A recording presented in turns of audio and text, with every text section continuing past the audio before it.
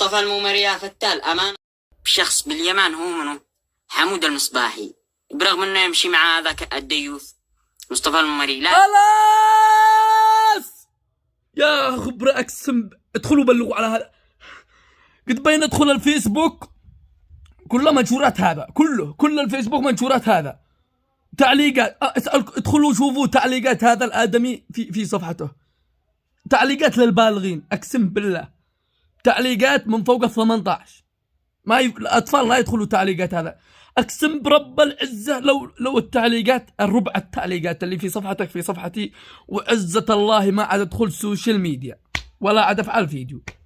يا اخي خلي لك انذح من تعز. اقسم بالله انك تشوه باصحاب تعز، اقسم بالله. صح انه هذا ما يخص الله نفسه وما يعبر عن احد، ما يعبر غير عن نفسه هذا، بس خلي لك سمعه يا ابن الناس، سمعه حاليه وصوره حاليه عند الناس. انت الحين بتطلع لي يا مصطفى يا مصطفى يا مصطفى والناس ينتقدوك، وعنقول عسى الله ويصبر، وهو لا، هذاك هو. سير عين لك محتوى، والله انك تعين لك محتوى غير هذا المحتوى. اقسم بالله ان محتواك ما هو لايق. شدري لما يشوفك ابوك وانت تطلع بهذا الفيديو، اكيد ابوك توفى، امك الوالده الله يحفظها اذا عاد عايشه الله يحفظها، بس انا ما اظنش انهم راضين عليك اقسم بالله. يعني تطلع بهذا الفيديوهات وناس يصمموا لك فيديوهات على مصطفى المومري سب وشقدف للاب وللام. حسن من اخلاقك وحسن من كلامك امام بفيديوهاتك، وما حد بينتقدك، ما حد بينتقدك. وخلي لك سمعه عند الناس، سمعه نظيفه وسمعه حاليه. كم جهدك سب، كم جهدك شقدفه. اقسم بالله العظيم انك تبين تدخل الفيسبوك على فيديوهاتك ترند على الفاضي. اقسم بالله انك ترند على الفاضي، ترند سب، انت ترند سب.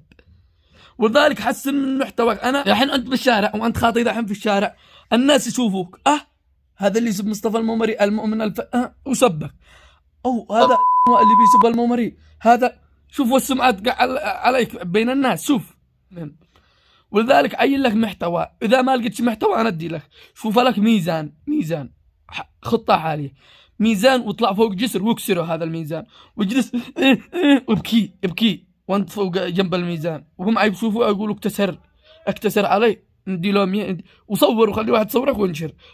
بيض شوف لك بيض اكسرهن وجلس بالارض والله. اما محتواك هكذا على تعليقاتك هكذا، انت ترضي لوالديك هكذا ان الناس يسبوه. اقسم بالله العظيم ان محتواك ومستواك هذا غير لايق اقسم بالله في السوشيال ميديا. ونصيحة لك من اخ، وليش لا مش اخ، الله يحفظك، لا انت اخي ولا انا اخوك، الله يرضى عليك. نصيحتي لك حسن من كلامك، حسن من فيديوهاتك، حسن حتى من جبهتك، من صورتك. والله كم جهدنا ننصح، ما عاد مش كلام اخرجه لك. انا اشتي اعبر عن ما في داخلي، اسب لا احسن من كلامي واخلاقي بين الناس علشان اوجه رسالة لك. والمهم اتمنى ان وصلت الرسالة لك.